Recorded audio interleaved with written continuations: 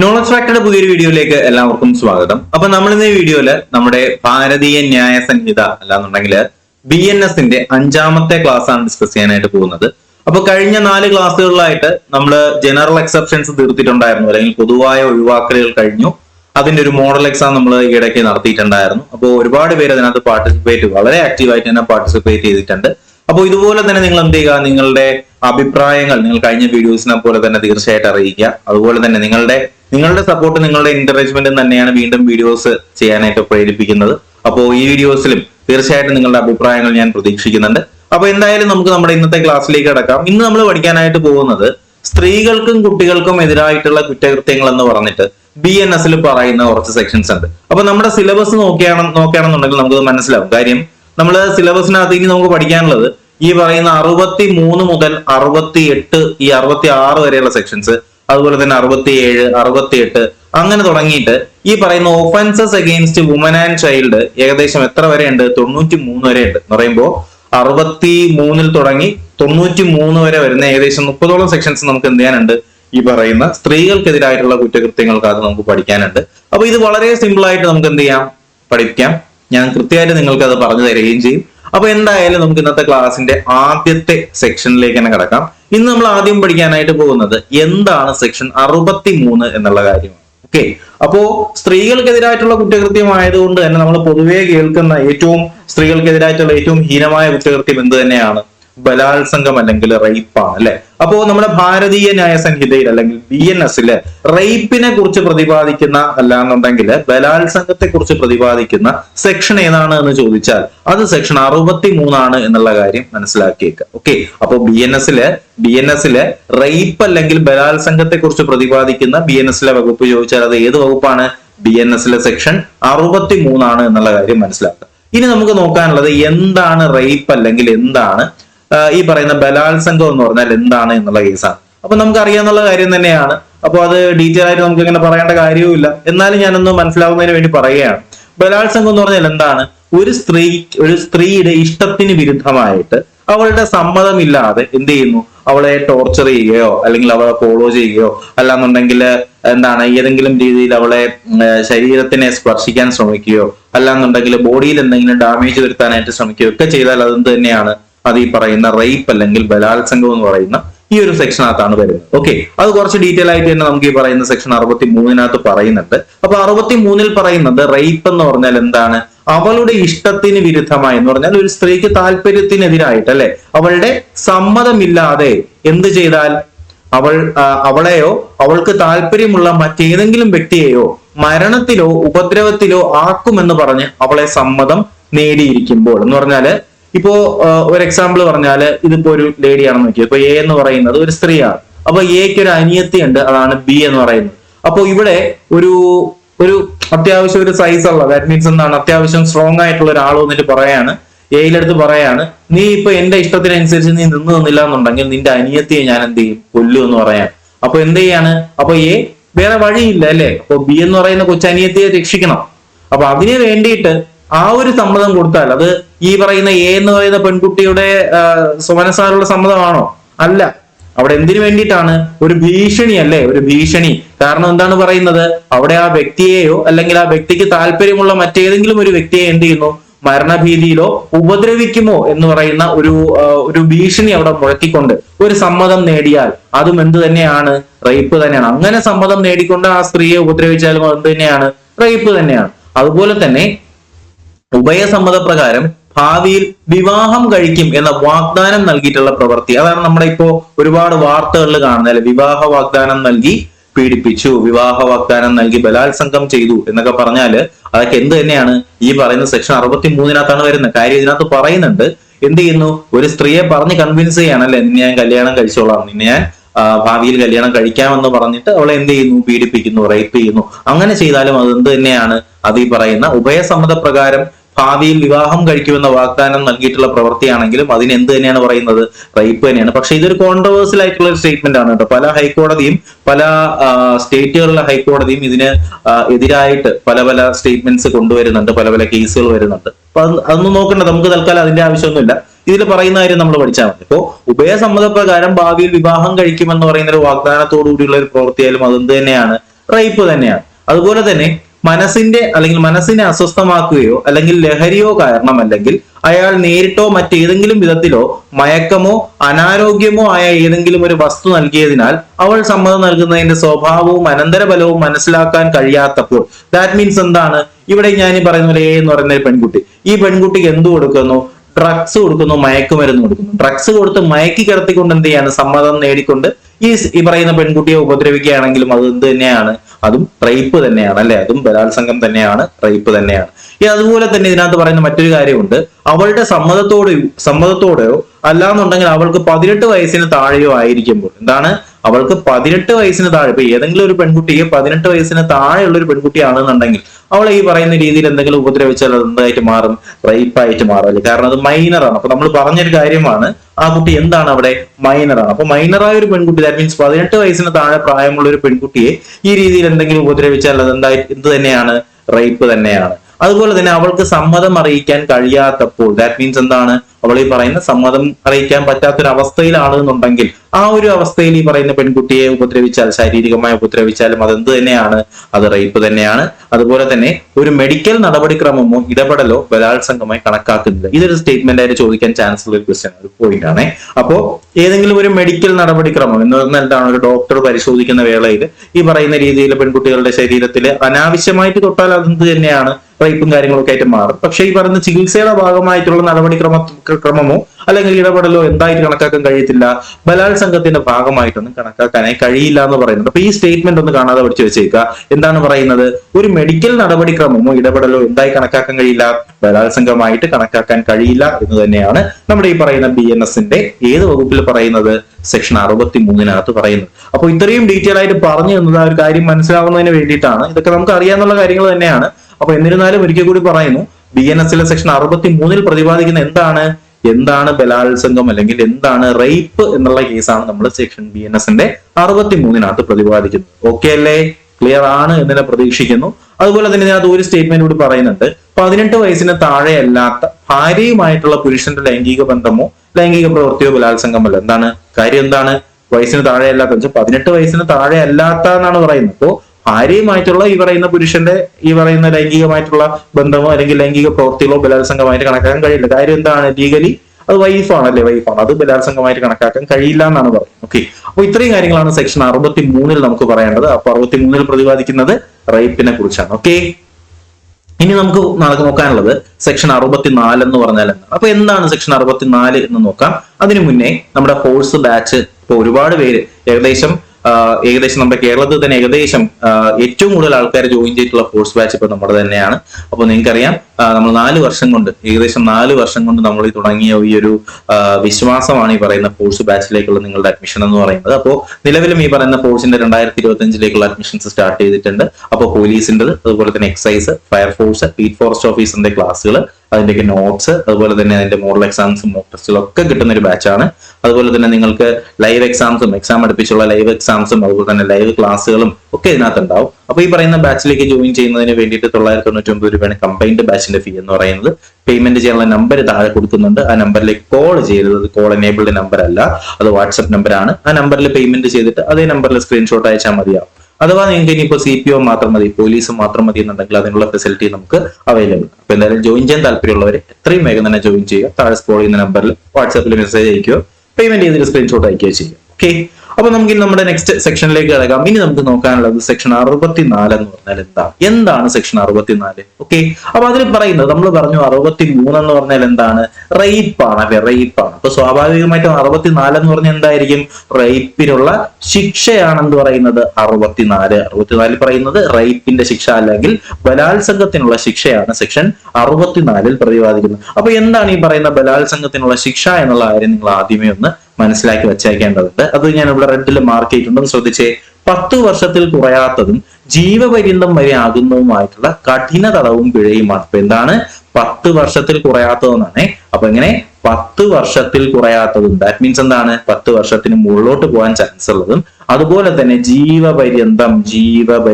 അപ്പൊ ഓക്കെ, അങ്ങനെ പഠിച്ചു വെച്ചേക്കുക. 10 വർഷത്തിൽ കുറയാത്തതും ജീവപര്യന്തം വരെ ആകുന്നതുമായിട്ടുള്ള എന്ത് തടവാണ്? കഠിന തടവും അതുപോലെ തന്നെ പിഴ ശിക്ഷയും ഇതിന് കിട്ടുന്നതായിരിക്കും കേട്ടോ. അപ്പൊ ബലാത്സംഗത്തിനുള്ള ശിക്ഷ എന്ന് പറയുന്നത് 10 വർഷം വരെ ആകുന്ന അല്ലെ 10 വർഷത്തിൽ കൂടുന്നതായിട്ടുള്ള 10 വർഷത്തിൽ കൂടുന്നതും ജീവപര്യന്തം വരെ ആകുന്നതുമായിട്ടുള്ള തടവ് ശിക്ഷയും, അതെന്ത് തടവാണ്? കഠിന തടവും അതുപോലെ തന്നെ പിഴയും കിട്ടുന്ന ശിക്ഷയായിരിക്കും സെക്ഷൻ 64 അല്ലെങ്കിൽ ബലാത്സംഗത്തിനുള്ള ശിക്ഷ എന്ന് പറയുന്നത്. ഓക്കെ, കൃത്യമായിട്ട് മനസ്സിലാക്കി വെച്ചേക്കുക. അപ്പോൾ ഇതിൽ പറയുന്നത് ഒരു ശിക്ഷയ്ക്ക് വിധേയമാകുന്നത് ഒരു പോലീസ് ഉദ്യോഗസ്ഥനായിരിക്കുമ്പോൾ ബലാത്സംഗം ചെയ്യുന്നത് എന്ന് വെച്ചാൽ എന്താണ്? ഒരു പോലീസ് ഉദ്യോഗസ്ഥനാണ് ഈ പറയുന്ന ബലാത്സംഗം ചെയ്യുന്നത്. അങ്ങനെയാണെന്നുണ്ടെങ്കിൽ അവിടെ എന്താണ്? അവിടെ ഈ പറയുന്ന പോലീസിന്റെ ഏതെങ്കിലും ഒരു പ്രവൃത്തി ആയിരിക്കുമ്പോൾ ബലാത്സംഗം ചെയ്യുന്നതും എന്ത് തന്നെയാണ്? ബലാത്സംഗം തന്നെയാണ്. അതിന്റെ കണ്ടീഷൻസ് പറയുന്നതാണ്, ജസ്റ്റ് കേട്ടിരുന്നാൽ മാത്രം മതി. അത് അടുത്ത് പറയുന്നത് എന്താണ്? ഒരു പൊതുപ്രവർത്തകനായിരിക്കുമ്പോൾ അത്തരം പൊതുപ്രവർത്തകന്റെ കസ്റ്റഡിയിലോ അല്ലെങ്കിൽ അത്തരം പൊതുപ്രവർത്തകന്റെ കീഴിലുള്ള ഒരു പൊതുപ്രവർത്തകന്റെ കസ്റ്റഡിയിലുള്ള ഒരു സ്ത്രീയെ ബലാത്സംഗം ചെയ്യുമ്പോൾ എന്ന് പറഞ്ഞാൽ എന്താണ്? ഇവിടെ പറയുന്നത് ഒരു പോലീസ് ഉദ്യോഗസ്ഥനായിരിക്കുമ്പോൾ കസ്റ്റഡിയിൽ ഇരിക്കുന്ന ഒരു സ്ത്രീയെ ബലാത്സംഗം ചെയ്താൽ അതും ബലാത്സംഗമായിട്ട് തന്നെ കണക്കാക്കും. ഒരു പൊതുപ്രവർത്തകനായിരിക്കുമ്പോൾ ആ പൊതുപ്രവർത്തകന്റെ കീഴിലുള്ള തൊഴിലാളികളെ ബലാത്സംഗം ചെയ്താലും അത് എന്ത് തന്നെയാണ്?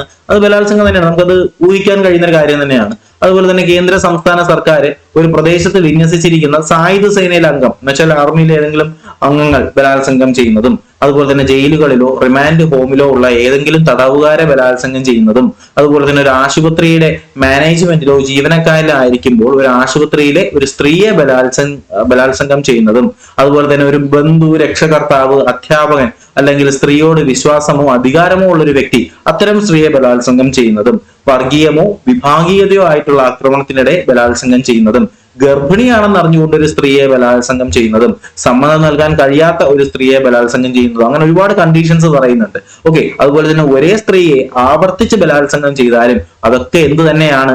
അത് ഈ പറയുന്ന റേപ്പുമായിട്ട് തന്നെ ബന്ധപ്പെടുത്തിയിട്ടുള്ളതാണ്. അതിന്റെ ശിക്ഷയും ഇതിനകത്ത് ഈ പറയുന്ന നമ്മൾ എന്താണ് 10 വർഷത്തിൽ കൂടുതലും അതുപോലെ തന്നെ ജീവപര്യന്തം വരെ ആകുന്നതുമായിട്ടുള്ള തടവും, കൂടാതെ എന്ത് തടവാണ്? കഠിന തടവ് അല്ലെ. കഠിന തടവും പ്ലസ് എന്ത് കിട്ടും? പിഴയും കിട്ടുമെന്നാണ് പറയുന്നത് അല്ലെ. പിഴയും കിട്ടുന്നതായിരിക്കും കേട്ടോ. അതുപോലെ തന്നെ ബലാത്സംഗം ചെയ്യുമ്പോൾ ഗുരുതരമായ ശാരീരിക ഉപദ്രവമോ അംഗഭംഗമോ രൂപഭേദമോ സ്ത്രീക്ക് ജീവന്റെ അപകടമോ ഉണ്ടായാലും അതൊക്കെ എന്ത് തന്നെയാണ്? ഈ പറയുന്ന ബലാത്സംഗത്തിന്റെ ശിക്ഷയുമായിട്ട് ബന്ധപ്പെടുത്തിയിട്ട് ഈ ഒരു ശിക്ഷ കൊടുക്കുന്നതാണ്. ഓക്കെ, അപ്പൊ നമ്മൾ പറഞ്ഞ ഇത്രയേ ഉള്ളൂ. അതിനകത്ത് പറയുന്ന കണ്ടീഷൻസ് ആണ് അതൊക്കെ. സിമ്പിൾ ആയിട്ട് ഓർത്താൽ 63 പറയുന്നത് ബലാത്സംഗം റേപ്പാണ്, 64 പറയുന്നത് റേപ്പിനുള്ള ശിക്ഷയാണ് അല്ലെങ്കിൽ ബലാത്സംഗത്തിനുള്ള ശിക്ഷയാണ്. ക്ലിയർ ആണേ? ഓക്കെ ആണേ? ഇപ്പൊ കാര്യങ്ങൾ ക്ലിയർ ആണെന്നുണ്ടെങ്കിൽ തീർച്ചയായിട്ടും നിങ്ങളുടെ അഭിപ്രായം നിങ്ങൾക്ക് കമന്റ് ആയിട്ട് രേഖപ്പെടുത്തുക. അപ്പൊ നമ്മുടെ വീഡിയോ ആണെന്ന് ആരെങ്കിലും വീഡിയോ ഇതുവരെ ലൈക്ക് ചെയ്തിട്ടില്ല എന്നുണ്ടെങ്കിൽ തീർച്ചയായിട്ടും വീഡിയോ ഒന്ന് ലൈക്ക് ചെയ്യുക. ചാനൽ സബ്സ്ക്രൈബ് ചെയ്യാതെ ആരെങ്കിലും കാണുന്നുണ്ടെങ്കിൽ ചാനൽ സബ്സ്ക്രൈബ് ചെയ്യുക. നിങ്ങളുടെ കൂട്ടുകാർക്ക് കൂടി എന്ത് ചെയ്യുക? നമ്മുടെ ഈ ചാനൽ ഒന്ന് പരിചയപ്പെടുത്തി കൊടുക്കുക കേട്ടോ. അപ്പൊ എന്തായാലും അടുത്ത സെക്ഷൻ എന്ന് പറയുന്നത് സെക്ഷൻ 65 എന്ന് പറഞ്ഞാൽ എന്താണ് സെക്ഷൻ 65? ചില കേസുകളിൽ ബലാത്സംഗത്തിനുള്ള ശിക്ഷ. ഇതിനകത്ത് പറയുന്നത് punishment for the rape in certain cases. ചില കേസുകൾ, അത് അങ്ങനെ തന്നെ പഠിച്ചു വെച്ചേക്കുക കേട്ടോ. ചില കേസുകൾ. ഓക്കെ, അപ്പൊ ചില കേസുകളിൽ ബലാത്സംഗത്തിനുള്ള ശിക്ഷയാണെങ്കിൽ സെക്ഷൻ 65 ആണ്. അപ്പൊ 63 എന്ന് പറഞ്ഞാൽ ബലാത്സംഗം, 64 എന്ന് പറഞ്ഞാൽ ബലാത്സംഗത്തിനുള്ള ശിക്ഷ, 65 എന്ന് പറഞ്ഞാൽ എന്താണ്? ചില കേസുകളിൽ ബലാത്സംഗത്തിനുള്ള ശിക്ഷ. എന്താണ് ഈ പറയുന്ന ചില കേസുകൾ എന്ന് പറഞ്ഞാല്? 16 വയസ്സിന് താഴെയുള്ള ഒരു സ്ത്രീയെ ബലാത്സംഗം ചെയ്യുന്നയാൾക്ക്, ശ്രദ്ധിക്കുക, 16 വയസ്സിന് താഴെയുള്ള ഒരു പെൺകുട്ടിയെ ബലാത്സംഗം ചെയ്താല് 20 വർഷത്തിൽ കുറയാത്തതും ജീവപര്യന്തം വരെ ആകുന്നതുമായിട്ടുള്ള കഠിന തടവ് ലഭിക്കും. ഈ വകുപ്പ് പ്രകാരം പിഴ ചുമത്തുന്ന അല്ലെങ്കിൽ കൊടുക്കുന്ന പിഴ എന്ന് പറയുന്നത് ഇരയ്ക്ക് നൽകേണ്ടതാണ്. ഓക്കെ, അപ്പൊ ഇതിനകത്ത് പറയുന്ന സെർട്ടൺ കേസസ്, ചില കേസുകൾ, ചില എക്സെപ്ഷണൽ കേസുകളുടെ കാര്യമാണ് ഇതിനകത്ത് പറയുന്നത്. അതിൽ ഒന്നാമത് പറയുന്ന കേസ് എന്ന് പറയുന്നത് 16 വയസ്സിന് താഴെയുള്ള ഒരു പെൺകുട്ടിയാണ് ഈ പറയുന്ന ബലാത്സംഗം ചെയ്യുന്നതെന്നുണ്ടെങ്കിൽ ആ വ്യക്തിക്ക് നമ്മൾ പറഞ്ഞു ബലാത്സംഗമാണെന്നുണ്ടെങ്കിൽ 20 വർഷം അല്ലെ 10 വർഷമാണ് മിനിമം അല്ലെ. മിനിമം 10 വർഷം ജീവപര്യന്തം വരെ പോകാം. അങ്ങനെയാണെന്നുണ്ടെങ്കിൽ നമ്മൾ 16 വയസ്സിന് താഴെയുള്ള ഒരു പെൺകുട്ടിയാണ് ഈ പറയുന്ന ബലാത്സംഗം ചെയ്താൽ ഈ 10 വർഷം എന്ന് പറയുന്നത് എത്ര വർഷമായിട്ട് മാറും? 20 വർഷമായിട്ട് മാറും അല്ലെ. 20 വർഷമായിട്ട് മാറുകയും ചെയ്യും. അതിനുള്ള പിഴത്തുക എന്ന് പറയുന്നത് എന്തായിരിക്കും? അത് പെൺകുട്ടിക്ക് തന്നെ കൊടുക്കേണ്ടി അല്ലെ പെൺകുട്ടിയുടെ ചികിത്സയ്ക്ക് വേണ്ടി കൊടുക്കേണ്ടതായിട്ട് വരും. അതുപോലെ തന്നെ എന്നാൽ 12 വയസ്സിന് താഴെയുള്ള ഒരു സ്ത്രീയെ ബലാത്സംഗം ചെയ്യുന്ന ആൾക്കും ഇതുപോലെ തന്നെയാണ് 20 വർഷത്തിൽ കുറയാത്തതും ജീവപര്യന്തം വരെ ആകുന്നതുമായിട്ടുള്ള കഠിന തടവ് ലഭിക്കും. ഈ വകുപ്പ് പ്രകാരം പിഴ അല്ലെങ്കിൽ ചുമത്തുന്ന പിഴ ഇരയ്ക്ക് നൽകേണ്ടതാണ്. അപ്പോ ഈ ചില കേസുകൾ അല്ലെങ്കിൽ സെർട്ടൺ കേസസിനകത്ത് പറയുന്നത് 12 വയസ്സിനും 16 വയസ്സിനും താഴെയുള്ള പെൺകുട്ടികളുടെ കാര്യമാണ് പറയുന്നത്. അപ്പോ കാര്യം എന്താണ് പറയുന്നത്, ആ ഒരു ജീവപര്യന്തം അല്ലെങ്കിൽ ശിക്ഷയുടെ കാലാവധി എന്ന് പറയുന്നത് 20 വർഷത്തിൽ കുറയാത്തതും ജീവപര്യന്തം വരെ ആകുന്നതുമായിട്ടുള്ള തടവ് ശിക്ഷയാണ് കൊടുക്കുന്നത്. കൂടാതെ പിഴത്തുക ആർക്കാണ് കൊടുക്കുന്നത്, ഈ പറയുന്ന കുട്ടികൾക്കാണ് അല്ലെ, ഈ പറയുന്ന കുട്ടികളുടെ ചികിത്സാ സഹായത്തിനും അതുപോലെയുള്ള അവരുടെ റീഹാബിലിറ്റേഷനുമാണ് കൊടുക്കുന്നത് എന്നുള്ള കാര്യം കൂടെ മനസ്സിലാക്കുക. അപ്പൊ നമ്മൾ പറഞ്ഞ സെക്ഷൻസ് ഏതൊക്കെയാണ് ഓർമ്മയുണ്ടോ? 63 പറഞ്ഞു റേപ്പാണ്, 64 പറഞ്ഞു റേപ്പിനുള്ള ശിക്ഷയാണ്, 65 പറഞ്ഞു എന്താണ് ചില കേസുകൾ അല്ലെ സെർട്ടൺ കേസസിൽ ഈ റേപ്പിനുള്ള ശിക്ഷയാണ് 65. ഇനി നമുക്ക് നോക്കാനുള്ളതാണ് 66 എന്ന് പറഞ്ഞാൽ എന്താണ് സെക്ഷൻ 66. മരണത്തിന് കാരണമാകുന്നതിനോ അല്ലെങ്കിൽ ഇരയുടെ സ്ഥിരമായിട്ടുള്ള ഒരു സസ്യാവസ്ഥയ്ക്ക് കാരണമാകുന്നതിനുള്ള ശിക്ഷ. ഈ സസ്യാവസ്ഥ എന്ന് പറഞ്ഞാൽ എന്താണ് ഉദ്ദേശിക്കുന്നതെന്ന് അറിയാമോ? അതിനെ വെജിറ്റേറ്റീവ് സ്റ്റേറ്റ് ഓഫ് വിക്ടിം എന്നാണ് പറയുന്നത്. എന്ന് വെച്ചാൽ ആൾ എന്തായിട്ട് പോകും, പാരലൈസ് ആയി പോകും, അല്ലെങ്കിൽ ചലിക്കാൻ കഴിയാത്തൊരവസ്ഥയിലോട്ടൊക്കെ പോകും അല്ലെ. എന്താണ് ഈ പറയുന്ന റേപ്പ് അറ്റംപ്റ്റിന് ശേഷം ഈ പറയുന്ന ചില സ്ത്രീകൾക്ക് എന്ത് പറ്റും, പാരലൈസ് ആയി പോകും, അല്ലെങ്കിൽ അവർക്ക് സസ്യാവസ്ഥയിലോട്ട് വെജിറ്റേറ്റീവ് സ്റ്റേറ്റിലോട്ട് ശരീരം മുഴുവൻ അനക്കാൻ പറ്റാത്തൊരവസ്ഥയിലോട്ടൊക്കെ പോകുന്നതാണ്. അപ്പൊ അങ്ങനെ ഈ പറയുന്ന രീതിയിലുള്ള മരണകാരണമായേക്കാവുന്ന ഒരു സിറ്റുവേഷനോ അല്ലെങ്കിൽ ഈ പറയുന്ന ഒരു സസ്യാവസ്ഥയ്ക്ക് കാരണമായേക്കാവുന്ന ഒരു സിറ്റുവേഷനോ ഉണ്ടായാൽ അങ്ങനെയുള്ള പ്രതിക്ക് ലഭിക്കുന്ന ശിക്ഷയെ കുറിച്ച് പറയുന്നതാണ് സെക്ഷൻ 66. അപ്പൊ അങ്ങനെ തന്നെ പഠിച്ചു വെച്ചേക്കുക, എന്താണ് മരണത്തിന് കാരണമാകുന്നതിനോ ഇരയുടെ സസ്യാവസ്ഥ. അപ്പൊ 66 അങ്ങനെ തന്നെ പഠിക്കുന്നത്. ഈ റേപ്പ് എന്ന് പറയുന്നത് അല്ലെങ്കിൽ നമ്മൾ ഈ പറഞ്ഞ ബലാത്സംഗം എന്തിന് കാരണമായാൽ, മരണത്തിന് കാരണമായാൽ അല്ലെങ്കിൽ സസ്യാവസ്ഥ, അങ്ങനെ തന്നെ പഠിച്ചു വെക്കുക. പാരലൈസ് എന്ന് പഠിക്കരുത്, നമ്മൾ പരീക്ഷയ്ക്ക് ഇങ്ങനെ തന്നെ ചോദിക്കും. കാര്യം ഇംഗ്ലീഷിൽ നമ്മുടെ സിലബസിൽ പറയുന്നത് ഈ പറയുന്ന വെജിറ്റേറ്റീവ് സ്റ്റേറ്റ് ഓഫ് വിക്ടിം എന്നാണ് പറയുന്നത്. ഓക്കെ, അപ്പോൾ വെജിറ്റേറ്റീവ് സ്റ്റേറ്റ് അല്ലെങ്കിൽ സസ്യാവസ്ഥയ്ക്ക് കാരണമായാൽ അതിന്റെ ശിക്ഷയെ കുറിച്ച് പ്രതിപാദിക്കുന്നതാണ് PNS സെക്ഷൻ 66. അപ്പൊ എന്താണ് ഈ പറയുന്ന ശിക്ഷ എന്നുള്ള കാര്യം നമുക്ക് നോക്കാം. ഇതിനകത്ത് പറയുന്നത് 20 വർഷത്തിൽ കുറയാത്തതും എന്നാൽ ജീവപര്യന്തം വരെ നീട്ടിയേക്കാവുന്ന കഠിന തടവും ജാമ്യമില്ലാത്ത കുറ്റവുമാണ്. നമ്മൾ നേരത്തെ പറഞ്ഞ കേസ് തന്നെയാണ്. നമ്മുടെ 12 വയസ്സിന്റെയും 16 വയസ്സിന്റെ കാര്യം പറഞ്ഞപ്പോൾ സെയിം സിറ്റുവേഷൻ തന്നെയാണ്.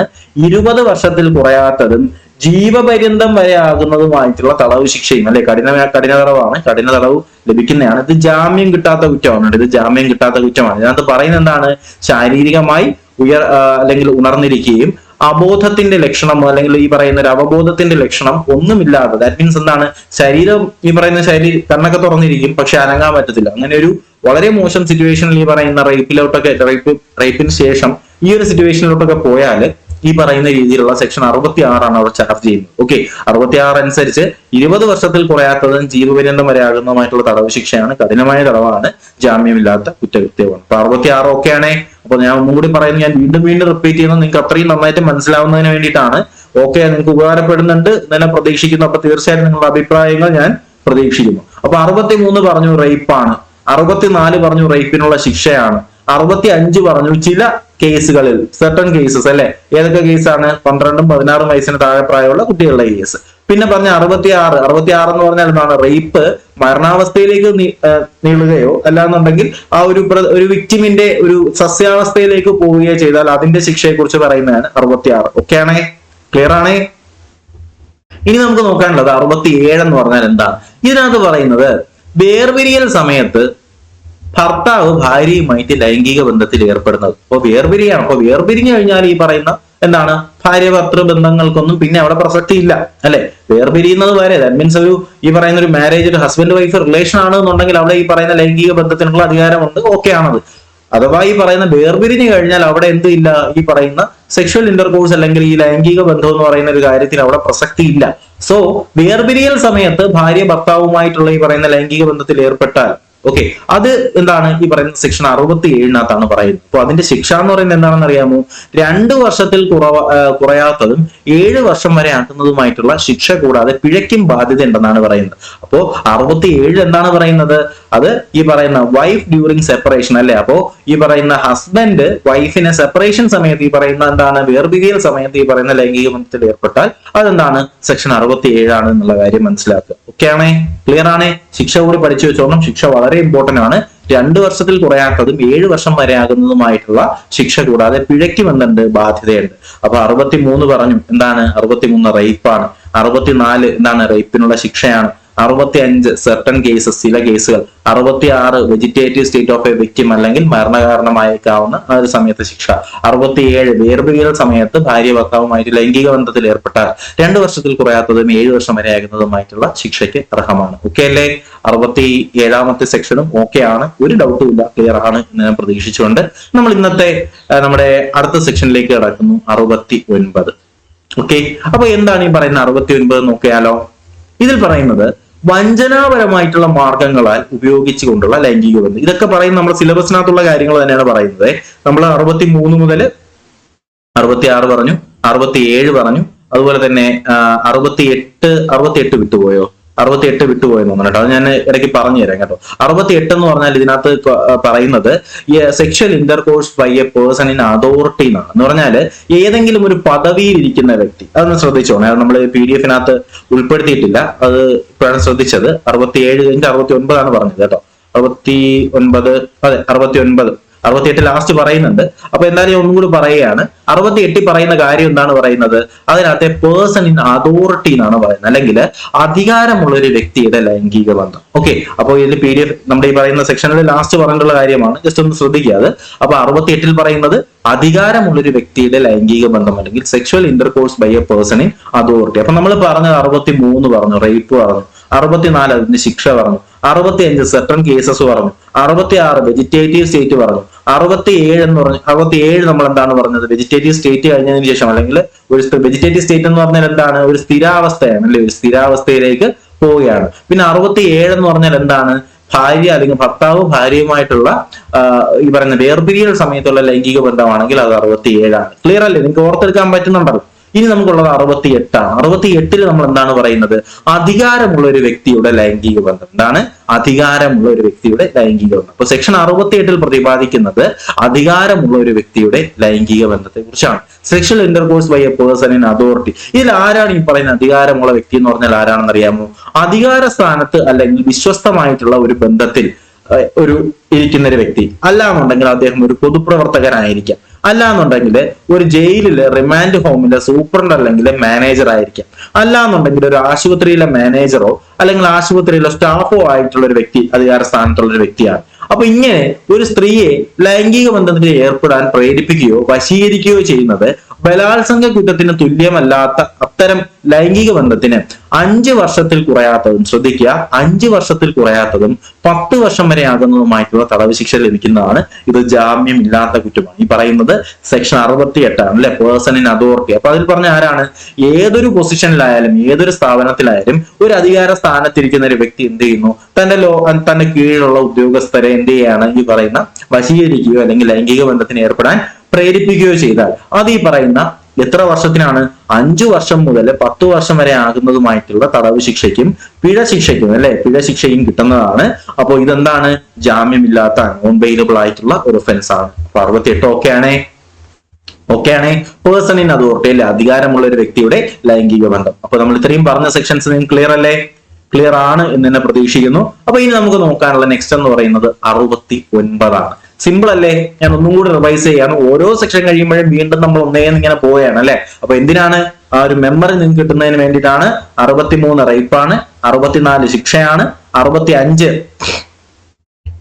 എന്ന് പറഞ്ഞാൽ എന്താണ്? സർട്ടൺ കേസസ്, ചില കേസുകൾ. പിന്നെ 66 എന്ന് പറഞ്ഞാൽ എന്താണ്? വെജിറ്റേറ്റീവ് സ്റ്റേറ്റ്, സസ്യാവസ്ഥ അല്ലെ, മരണകാരണമായേക്കാവുന്ന സസ്യാവസ്ഥ എന്ന് പറയും. പിന്നെ 67 എന്ന് പറഞ്ഞാൽ എന്താണ്? 67 വേർപിരിയുന്ന സമയത്ത് ഭർത്താവ് ഭാര്യയുമായിട്ടുള്ള ലൈംഗിക ബന്ധം. 68 എന്ന് പറഞ്ഞാൽ എന്താണ്? പേഴ്സൺ ഇൻ അതോറിറ്റി, ഒരു അധികാര സ്ഥാനത്തുള്ള ഒരു വ്യക്തി നടത്തുന്ന ഈ പറയുന്ന ലൈംഗിക വീഴ്ചയാണെങ്കിൽ അത് 68 ആണ്. ഇതൊക്കെ ഇത് മാത്രം പഠിച്ചാൽ പോരാ, ശിക്ഷയും കൂടി പഠിക്കണം. ഇമ്പോർട്ടന്റ് ആണ്, വളരെ ഇമ്പോർട്ടന്റ് ആണ്. ഓർത്തിരിക്കുന്നു എന്ന് തന്നെ പ്രതീക്ഷിക്കുന്നു. ഇനി നമുക്ക് നോക്കാനുള്ളത് സെക്ഷൻ 69 ആണ്. എന്താണ് 69ാമത്തെ സെക്ഷൻ? വഞ്ചനാപരമായ മാർഗങ്ങൾ ഉപയോഗിച്ചുകൊണ്ടുള്ള ലൈംഗിക ബന്ധം എന്ന് പറഞ്ഞാൽ എന്താണ്? Sexual intercourse by a deceitful means എന്നാണ് പറയുന്നത്. എന്ന് പറഞ്ഞാല് വഞ്ചനാപരമായ മാർഗങ്ങളിലൂടെ വിവാഹം കഴിക്കാമെന്ന് വാഗ്ദാനം നൽകുകയോ ഒരു സ്ത്രീയുമായി ലൈംഗിക ബന്ധത്തിൽ ഏർപ്പെടുന്ന ഏതൊരു വ്യക്തിയും ബലാത്സംഗ കുറ്റത്തിന് തുല്യമല്ലാത്ത അത്തരം ലൈംഗിക ബന്ധത്തിന് 10 വർഷം വരെ ആകുന്ന കഠിനമായിട്ടുള്ള തടവും അതുപോലെ തന്നെ പിഴയും ലഭിക്കും. ജാമ്യമില്ലാത്ത കുറ്റമാണ്. അപ്പോൾ ശ്രദ്ധിക്കുക. എന്ന് പറഞ്ഞാൽ ഒരു സ്ത്രീയെ പറഞ്ഞു പറ്റിക്കുകയാണ്, ഒരു സ്ത്രീയെ പറഞ്ഞു പറ്റിച്ച് കല്യാണം കഴിക്കാമെന്നൊക്കെ പറഞ്ഞു പറ്റിച്ച് പീഡിപ്പിക്കുകയാണ്. അങ്ങനെ പീഡിപ്പിച്ചാല് എന്താണ്? 10 വർഷം വരെ ആകുന്നതായിട്ടുള്ള തടവും പിഴയും ലഭിക്കുന്നതാണ്. അപ്പൊ അത് ജാമ്യമില്ലാത്ത കുറ്റമാണ്. 10 വർഷം വരെ എന്നേ പറയുന്നുള്ളൂ. 10 വർഷം വരെ എന്നേ പറയുന്നുള്ളൂ. 10 വർഷത്തിന് മുകളിലോട്ട് പോകത്തില്ല. 10 വർഷം വരെ ആകുന്നതായിട്ടുള്ള എന്താണ് പിഴയ്ക്കും തടവിനും അർഹനാണ്. ജാമ്യമില്ലാത്ത ഒരു കുറ്റകൃത്യം കൂടിയാണ് ഈ പറയുന്ന വഞ്ചനാപരമായിട്ടുള്ള മാർഗങ്ങൾ ഉപയോഗിച്ചുകൊണ്ടുള്ള ലൈംഗിക ബന്ധം. ഓക്കെ അല്ലടാ? ക്ലിയർ ആണേ? അപ്പൊ 69 ഓക്കെയാണ് വഞ്ചനാപരമായ മാർഗങ്ങൾ. അപ്പൊ നമ്മൾ പറഞ്ഞ കേസുകളെല്ലാം ഓക്കെ അല്ലേ? 63 റേപ്പ്, 64 ശിക്ഷ, 65 എന്ന് പറഞ്ഞാൽ എന്താണ്? 65ാമത്തെ വകുപ്പ് നമ്മൾ പറഞ്ഞു സെർട്ടൺ കേസസ് ആണ്. 66 എന്താണ് പറഞ്ഞത്? വെജിറ്റേറ്റീവ് സ്റ്റേറ്റ് അല്ലെ? വെജിറ്റേറ്റീവ് സ്റ്റേറ്റ് ആണ്. 67 എന്ന് പറഞ്ഞാൽ എന്താണ്? 67 പറയുന്നത് ഒരു വേർപിരിയൽ സമയത്ത് അല്ലെ? വേർപിരിയൽ സമയത്ത് ഈ പറയുന്ന ഭർത്താവ് ഭാര്യയുമായിട്ടുള്ള ലൈംഗിക ബന്ധം. 68 എന്ന് പറഞ്ഞാൽ എന്താണ്? അധികാര സ്ഥാനത്തിരിക്കുന്ന വ്യക്തി നടത്തുന്ന ഈ പറയുന്ന രീതിയിലുള്ള ലൈംഗിക വീഴ്ച. പിന്നെ 69 എന്ന് പറഞ്ഞാൽ എന്താണ്? വഞ്ചനാപരമായിട്ടുള്ള മാർഗങ്ങൾ ഉപയോഗിച്ചുകൊണ്ടുള്ള ലൈംഗിക ബന്ധമാണെന്നുണ്ടെങ്കിൽ അതെന്താണ്? സെക്ഷൻ 69 ആണ്. ക്ലിയർ ആണേ? ഓക്കെ ആണേ? ഇനി നമുക്ക് നോക്കാനുള്ള നെക്സ്റ്റ് സെക്ഷൻ എന്ന് പറയുന്നത് 70 ആണ്. 70 പറയുന്നത് ഗ്യാങ് റേപ്പ് എന്ന് പറഞ്ഞാൽ എന്താണ്? വളരെ ഇമ്പോർട്ടന്റ് ആണ്, ചോദിക്കാൻ സാധ്യതയുള്ളതാണ്. അപ്പോ BNS-ലെ സെക്ഷൻ 70 പറയുന്നത് ഗ്യാങ് റേപ്പ് അല്ലെങ്കിൽ കൂട്ടബലാത്സംഗത്തെ കുറിച്ച് പ്രതിപാദിക്കുന്ന BNS-ലെ വകുപ്പ് ചോദിച്ചാൽ അത് BNS-ലെ ഏത് വകുപ്പാണ്? BNS-ലെ സെക്ഷൻ 70 ആണെന്ന് മനസ്സിലാക്കുക. ഓക്കെ, അപ്പൊ ഗ്യാങ് റേപ്പ് ആണെങ്കിൽ 70 ആണ്. അപ്പൊ നമ്മൾ 63 മുതൽ 70 വരെ പഠിച്ചിട്ടുണ്ട്. എന്താണ് ഈ പറയുന്ന ഗ്യാങ് റേപ്പ് എന്ന് പറഞ്ഞാൽ എന്താണ്? ഒന്നോ അതിലധികമോ വ്യക്തികൾ ചേർന്ന് ഒരു സ്ത്രീയെ ബലാത്സംഗം ചെയ്താൽ ആ വ്യക്തികളിൽ ഓരോരുത്തരും ബലാത്സംഗ കുറ്റം ചെയ്തതായിട്ട് കണക്കാക്കും. ഇതുപോലൊരു സാധനം നമ്മൾ മുന്നേ പഠിച്ചിട്ടുണ്ടായിരുന്നു. എന്താണത്? 3-5 ഓർമ്മയുണ്ടോ? എന്താണ് അതിൽ പറയുന്നത്? ഈ പറയുന്ന 3-4-5 പേര് ചേർന്ന് ഒരുമിച്ച് ചെയ്യുന്ന ഒരു കുറ്റകൃത്യം ഓരോരുത്തരും ചെയ്യുന്ന കുറ്റകൃത്യമായിട്ട് കണക്കാക്കും നമ്മൾ പറഞ്ഞിട്ടുണ്ട്. അതുപോലൊരു സാധനമാണ് ഈ പറയുന്ന ഗ്യാങ് റേപ്പ് എന്ന് പറയുന്നത്. ഇപ്പൊ ഗ്യാങ് റേപ്പില് ഇപ്പൊ 5 പേര് ചേർന്നാണ് ഒരു സ്ത്രീയെ പീഡിപ്പിക്കുന്നത് എന്നുണ്ടെങ്കിൽ ഈ പറയുന്ന ഓരോ വ്യക്തിയും എന്താണ്? ഈ പറയുന്ന 5 പേരും ഈ പറയുന്ന 5 പേരും ഈ പറയുന്ന റേപ്പ് ഇൻഡിവിജ്വൽ ആയിട്ട് ചെയ്തതായിട്ട് കണക്കാക്കിക്കൊണ്ട് എന്താണ് ഓരോരുത്തരും ആ പറയുന്ന ബലാത്സംഗ കുറ്റം ചെയ്തതായി കണക്കാക്കുകയും 20 വർഷത്തിൽ കുറയാത്തതും ജീവപര്യന്തം വരെ ആകുന്നതുമായിട്ടുള്ള തടവും പിഴയും ലഭിക്കുന്നതുമാണ്. ഓക്കെ, അപ്പൊ എന്താണ് ഈ പറയുന്ന ഗ്യാങ് റേപ്പ് അനുസരിച്ചുകൊണ്ട് ഓരോ വ്യക്തിയും ഈ പറയുന്ന ഗ്യാങ് റേപ്പിൽ ഉൾപ്പെടുന്ന ഓരോ വ്യക്തിയും ആ പറയുന്ന കുറ്റം ഇൻഡിവിജ്വലായി ചെയ്തതായിട്ട് കൺസിഡർ ചെയ്തുകൊണ്ട് എന്ത് ചെയ്യുന്നു?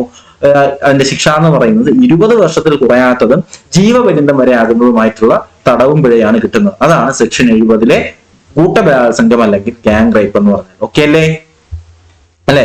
ഇനി അടുത്തൊരു പോയിന്റ് എന്ന് പറയുന്നത് അത്തരം പിഴ എന്ന് പറയുന്നത് ഇപ്പൊ ഇങ്ങനെ വാങ്ങുന്ന പിഴ ഇരയുടെ ചികിത്സാ ചെലവിനും പുനരധിവാസത്തിനും വഹിക്കുന്നതിന് ന്യായവാക്തോ അല്ലെങ്കിൽ കൊടുക്കണം എന്ന് തന്നെ എന്ത് ചെയ്യുന്നുണ്ട്? ഈ പറയുന്ന സെക്ഷന് പറയുന്നുണ്ട്. ഓക്കെ, അപ്പൊ ഇങ്ങനെ ലഭിക്കുന്ന പിഴ എന്ന് പറയുന്നത് ഈ പറയുന്ന ഇരയുടെ ചികിത്സാ ചെലവിനും പുനരധിവാസത്തിനും വഹിക്കണമെന്ന് എന്ത് ചെയ്യുന്നുണ്ട്? പറയുന്നുണ്ട്. മാത്രമല്ല 18 വയസ്സിന് താഴെയുള്ള ഒരു സ്ത്രീയെ ഒന്നോ അതിലധികമോ വ്യക്തികൾ ചേർന്ന് ബലാത്സംഗം ചെയ്താൽ ആ വ്യക്തികളിൽ ഓരോരുത്തരും ബലാത്സംഗ കുറ്റം ചെയ്തതായി കണക്കാക്കുകയും ജീവപര്യന്തം തടവും, അതായത് വ്യക്തിയുടെ ആ ഒരു സ്വാഭാവിക ജീവിതത്തിന് ശേഷിക്കുന്ന കാലം മുഴുവൻ ജയിലിനകത്ത് കിടക്കണം, കൂടാതെ പിഴ ശിക്ഷയും ലഭിക്കുമെന്നാണ് പറയുന്നത്. ഓക്കെ അല്ലേ? അപ്പൊ 18 വയസ്സിന് താഴെയുള്ള ഒരു പെൺകുട്ടിയാണ് ഗ്യാങ് റേപ്പ് ചെയ്യുന്നത് എന്നുണ്ടെങ്കിൽ ഇവിടെ സത്യം പറഞ്ഞാൽ ഈ ശിക്ഷയൊക്കെ മാറ്റിയിട്ട് വധശിക്ഷ തന്നെ കൊടുക്കണം അല്ലെ? അപ്പോ 18 വയസ്സിന് താഴെയുള്ള ഒരു കുട്ടിയാണ് ഈ പറയുന്ന ഗ്യാങ് റേപ്പ് ചെയ്താൽ അവിടെ എന്താണ്? നേരിട്ട് ജീവപര്യന്തമാണ്. അവിടെ ജീവപര്യന്തം തന്നെയാണ് ഏറ്റവും കുറഞ്ഞ ശിക്ഷ എന്ന് പറയുന്നത് തന്നെയാണ് ജീവപര്യന്തം തന്നെയാണ് കേട്ടോ. അപ്പൊ ആ ഒരു കാര്യം കൂടി മനസ്സിലാക്കുക. ഗ്യാങ് റേപ്പ് എന്ന് പറഞ്ഞാൽ സെക്ഷൻ 70 ആണ്. അപ്പൊ അതിനകത്ത് എന്താണ് പറയുന്നത്? ഗ്യാങ് റേപ്പ് ചെയ്യുന്ന ഓരോ വ്യക്തിയും ആ കുറ്റം ചെയ്തതായിട്ട് തന്നെ കണക്കാക്കുകയും ശിക്ഷ എന്ന് പറയുന്നത് നമ്മൾ എന്തായിരുന്നു പറഞ്ഞത്? 20 വർഷം അല്ലെ? 20 വർഷത്തിൽ കുറയാത്തതും ജീവപര്യന്തം വരെ ആകുമെന്നാണ് പറയുന്നത്. പിഴ എന്ന് പറയുന്നത് ഇരയുടെ ചികിത്സാ സഹായത്തിനായിട്ടും പുനരധിവാസത്തിനും കൊടുക്കണം കൂടി പറയുന്നുണ്ട്. പിന്നെ 18 വയസ്സിന് താഴെയാണെന്നുണ്ടെങ്കിൽ ജീവപര്യന്തമാണ് മിനിമം. ജീവപര്യന്തം മിനിമം കിട്ടും. അപ്പോൾ ജീവപര്യന്തം ദാറ്റ് മീൻസ് എന്താണ് പറയുന്നത്? ജീവിതകാലം മുഴുവൻ ജയിലിൽ കിടക്കേണ്ടി വരും. മാത്രമല്ല എന്തായിരിക്കും ശിക്ഷ എന്ന് പറഞ്ഞാൽ പിഴ ശിക്ഷയും ഇതിന്റെ കൂടെ തന്നെ കിട്ടുന്നതായിരിക്കും എന്നാണ് പറയുന്നത്. ഓക്കെ അല്ലേ? ക്ലിയർ അല്ലേ? ഇനിയുള്ളത് സെക്ഷൻ 71. അതിനു മുന്നേ നമ്മൾ പറഞ്ഞ കാര്യങ്ങൾ ഒന്നുകൂടി പറയുന്നു. 63 റേപ്പാണ്, 64 റേപ്പിനുള്ള ശിക്ഷ, 65 ചില കേസുകൾ സെർട്ടൺ കേസസ്, 66 വെജിറ്റേറ്റീവ് സ്റ്റേറ്റ്, 67 വേർപിരിയുന്ന സമയത്ത് ഭർത്താവ് ഭാര്യയുമായിട്ടുള്ള ലൈംഗിക ബന്ധം, 68 എന്താണ് പേഴ്സൺ ഇൻ അതോറിറ്റി ഒരു അധികാര സ്ഥാനത്തിരിക്കുന്ന വ്യക്തി നടത്തുന്ന ലൈംഗിക വീഴ്ച, 69 എന്താണ് വഞ്ചനാപരമായ രീതിയിലൂടെ ഏതെങ്കിലും തരത്തിൽ ലൈംഗിക ബന്ധത്തിൽ ഏർപ്പെട്ടാൽ അത് 69 ആണ്. 70 നമ്മൾ പറഞ്ഞത് എന്താണ്? 70 എന്ന് പറയുന്നത് ഗ്യാങ് റേപ്പ് ആണ്, കൂട്ടബലാത്സംഗം ആണ്. അപ്പൊ നമ്മൾ വളരെ സിംപിളായിട്ട് എന്താണ് ഒരു പൂ പറിക്കുന്ന ലാഘവത്തിൽ നമ്മൾ പഠിച്ചത് എത്ര സെക്ഷൻസ് ആണ്?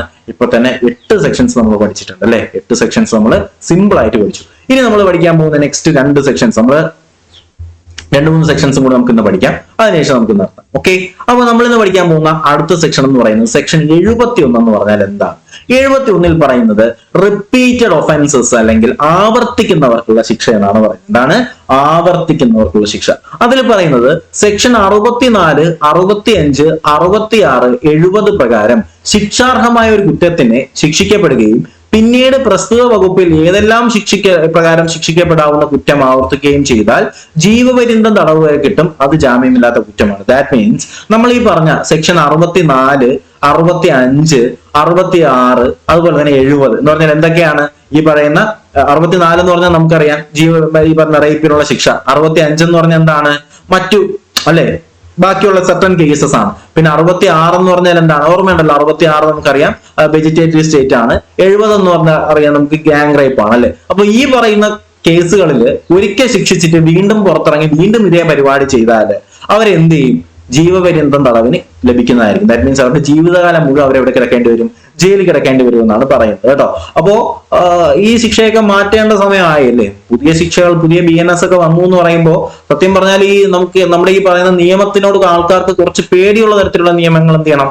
ഇനിയെങ്കിലും ഈ പറയുന്ന നിയമങ്ങൾ വരണം. അതുകൊണ്ട് തന്നെയാണ് നമ്മുടെ സമൂഹത്തില് ഒരുപാട് കുറ്റകൃത്യങ്ങൾ നമുക്കിപ്പോ 2025 നോക്കിയാൽ തന്നെ മനസ്സിലാവുന്ന ഒരു കാര്യം അതാണ് അല്ലെ.